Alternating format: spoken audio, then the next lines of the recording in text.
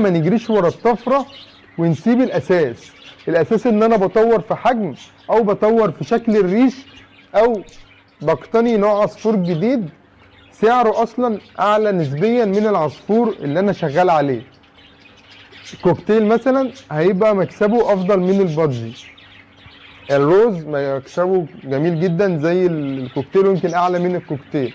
فيبقى انت هنا بدأت ان انت تمسك حاجة ثابتة في ايدك تشتغل عليها، ان انت ما تخسرش منها مبالغ كبيرة زي ما بيحصل في الطفرات وتبدأ الناس تخسر مبالغ كبيرة في الطفرات. يبقى احنا هنشتغل على حجم او هنشتغل على شكل الريش او هنشتغل على نوع عصفور. انا مثلا هشتغل في الاحجام، يبقى انا خلاص هجيب احجام، وممكن مع الاحجام اجيب زوج كوكتيل ابدا ان انا اتدرب على التعامل مع عصفور الكوكتيل. ممكن ابدا اجيب زوج روز وابدا ان انا اتعامل مع الزوج